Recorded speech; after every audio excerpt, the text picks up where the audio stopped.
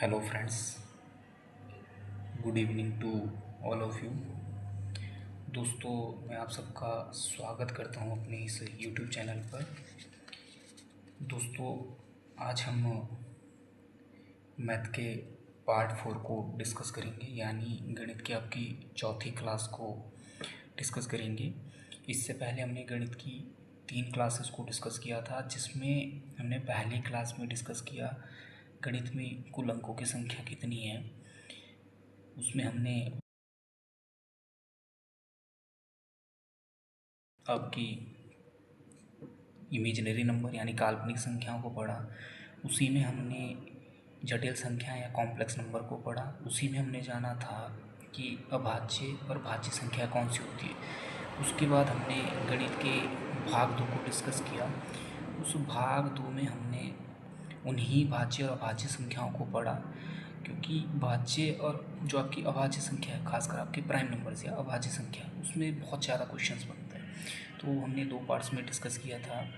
तीसरे भाग में हमने आपके या तीसरी क्लास में हमने उत्तम संख्या के बारे में जाना कि परफेक्ट नंबर कौन सा होता है। जैसे एक अंक की सबसे उत्तम संख्या 6। अब 6 सबसे उत्तम संख्या क्यों होती है, ठीक है, ये सब कुछ मैंने आपकी उस क्लास में डिस्कस किया है।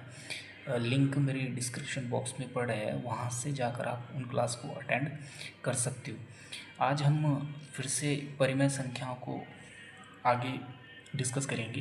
परिमेय संख्या हमने कल भी आपके तीसरे भाग में डिस्कस की थी, लेकिन फिर से एक बार थोड़ा सा इसके बारे में जान लें।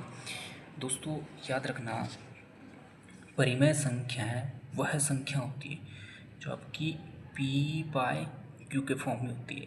यानी कल भी मैंने कहा था, बटे के ऊपर जो अंक लिखा जो आपका अंश है और बटे के नीचे आपका हर का मान होता है। तो ध्यान रखना, कोई संख्या जो अंश बटे हर के रूप में लिखी, लेकिन जो यह हर होता है, नीचे वाला मान होता है, ये कभी भी क्या नहीं होता, आपका ज़ीरो नहीं होता है। ध्यान रखना, Q is not equal to zero.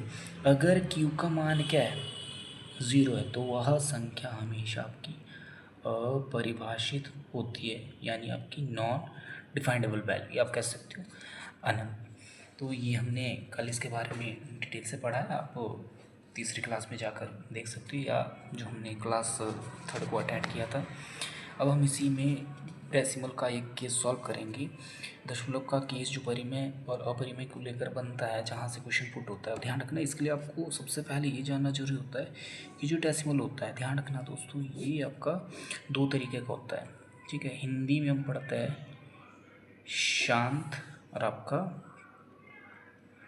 अशांत, शांत और अशांत। एक आपका जो केस है वो टर्मिनेटेड है, एक केस आपका बनता है टर्मिनेटेड, और दूसरा आपका जो केस है नॉन टर्मिनेटेड है।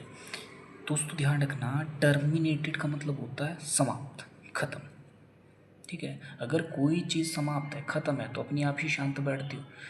अब नॉन टर्मिनेटेड का मतलब होता है जब समाप्त नहीं हुआ है, तो हमेशा क्या रहता है, मन अशांत सा रहता है। अगर मान लीजिए आपको कोई कार्य दे दिया जाए, अगर कार्य पूरा पूरा समाप्त है तो केस कौन सा है, शांत है। लेकिन कार्य समाप्त ना हो तो आपका कौन सा हो जाता है, अशांत है। तो जैसे अगर मान लिया जाए, आपको कहा जाए कि 3 को किससे भाग करना है, 2 से।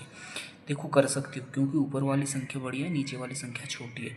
2 से 3 को भाग करोगे तो एक बार में भाग कर सकते हो, 2 गुणा 1 2 हो गया। अगर 3 में से 2 चला जाए तो शेष कितना बचा, एक ही बचता है।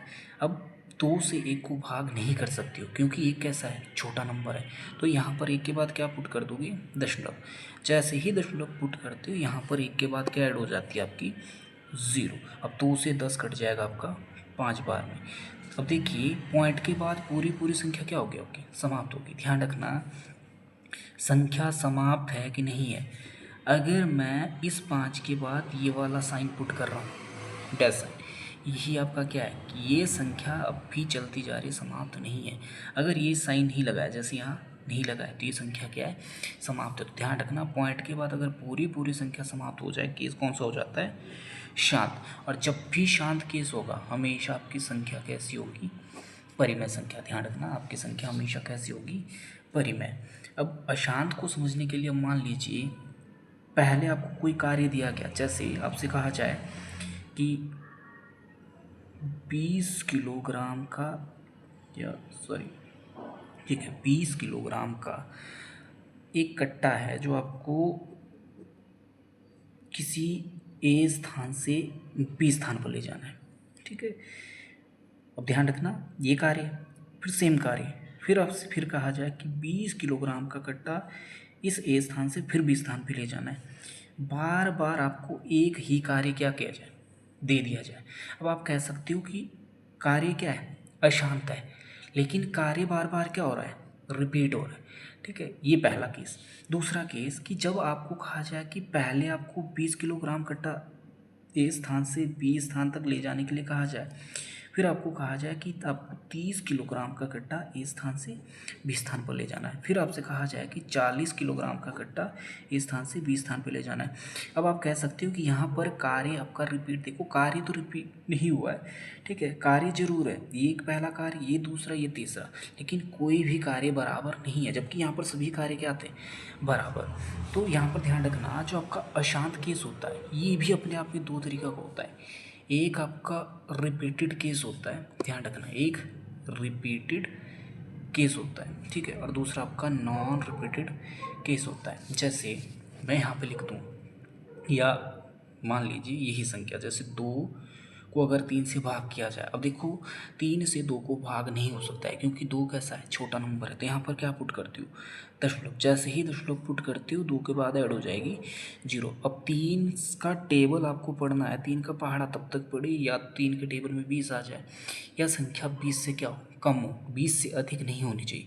3 का पहाड़ा अगर 6 बार में पढ़ोगे, 3 गुणा 6 कितना हो गया, 18, 20 के आसपास पहुँचे, शेषफल कितना बचा, तो दशमलव लगा, 0 ऐड कीजिए, 3 का पहाड़ा फिर पढ़िए, 6 6, यानी एक ही अंक बार बार क्या होता है, रिपीट होता है।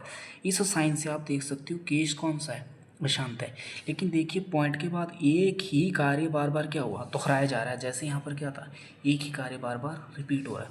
तो ध्यान रखना, जब एक अंक, या हो सकता है जैसे दशमलव 2 7 5 2 7 5 2 7 5, हो सकता है या तो कोई एक अंक या पूरी की पूरी संख्या क्या हो जाए। यहाँ पर देखिए 275 275 275, या पूरी की पूरी संख्या क्या हो, जब बार बार दोहराई जाए, यानी जब केस कौन सा आपका रिपीटेड है, तब भी आपका केस कौन सा होगा, परिमेय।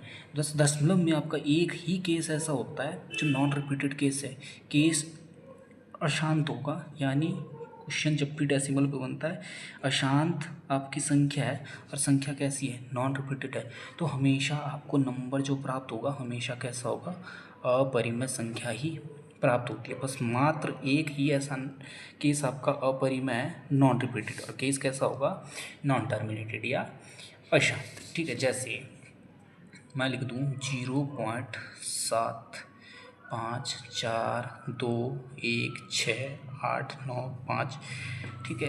अब देख सकते हो कि केस क्या आपका अशांत है, क्योंकि संख्या क्या हो रही है, लगातार अब भी चल रही है।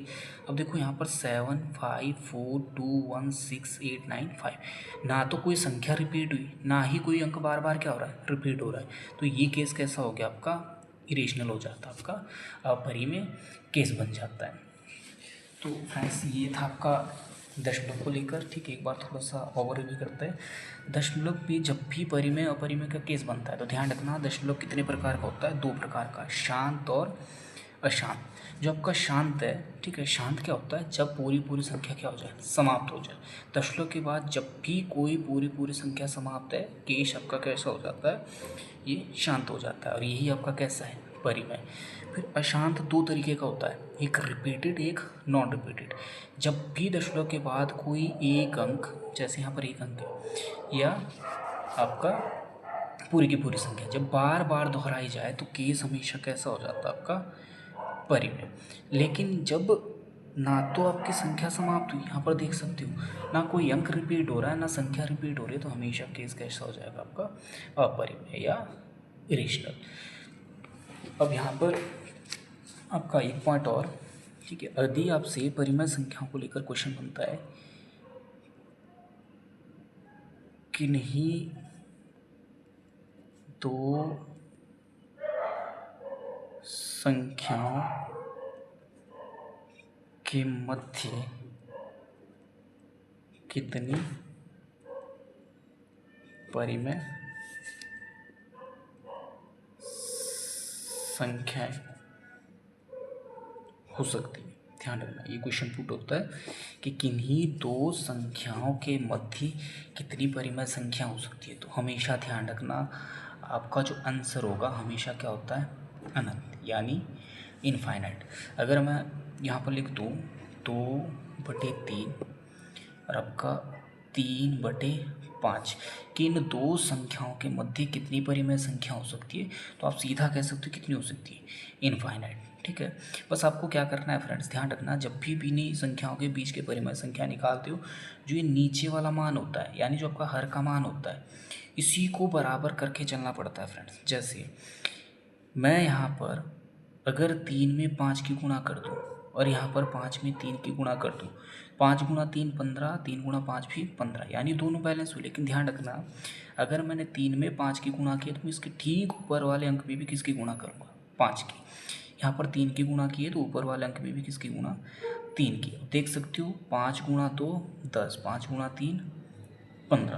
अब यहाँ पर देखिए 3 गुणा 3 9, 5 गुणा 3 हो गया आपका 15। अब देख सकते हो 9/15 और 10/15। अब इनके बीच में पॉइंट की संख्या हो सकती है आपकी। फिर यहाँ पर अगर मैं 15 को 2 से गुणा करूँ और इसको भी 2 से गुणा करूँ, दोनों का हर क्या होगा, बराबर हो जाता है। जैसे यहाँ भी 30 और यहाँ भी 30। तो अगर मैंने नीचे 2 से गुणा किया तो ऊपर भी क्या करता हूँ, 2 से गुणा। जैसे 9 गुणा 2 18, 10 गुणा 2 20। अब देख सकते हो 18/30 और 20/30, इनके बीच में क्या हो जाएगा, 19/30। ठीक है, फिर से आप नीचे वाले अंकों को अगर 2 से गुणा करोगे तो ये अपने आप ही बैलेंस होते जाएंगे।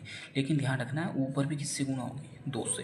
तो 18 गुणा 2 हो जाएगा 36 और बटे में आपका 60, 30 गुणा 2 60। और यहाँ पर 20 गुणा 2 हो जाएगा आपका, 20 गुणा 2 40 और 30 गुणा 2 60। तो यहाँ पर देख सकते हो 36/60 और 40/60 के बीच में भी संख्या होती है। यानी जब तक आप नीचे वाले हर के मान को बराबर करके ही चलोगे तब तक आपको संख्या प्राप्त हो जाएगी। इसीलिए हमेशा संख्या क्या होती है आपकी, इनफाइनाइट होती है। आपने सीधा याद रखना है किन्हीं दो संख्याओं के मध्य कितनी परिमेय संख्या हो सकती है, तो हमेशा ध्यान रखना अनंत होती है आपकी, इनफाइनाइट होती है। तो फ्रेंड्स, परिमेय और अपरिमेय संख्याओं को लेकर आज हमने फिर से डिस्कस किया। दोस्तों, अब भी परिमेय और अपरिमेय संख्याओं के 2 केस आपके बचते हैं, वो हम आपके भाग 5 में ही डिस्कस करेंगे। आज की क्लास में हम इतना ही डिस्कस करेंगे। अब आप से एक बात कि आप इस वीडियो को ज़्यादा से ज़्यादा लाइक करें, शेयर करें और चैनल को सब्सक्राइब करना ना भूलें। अगर आप चैनल को सब्सक्राइब करते हैं तो आपको इसी तरीके के नए नए वीडियोस रोज़ प्रोवाइड होते रहेंगे।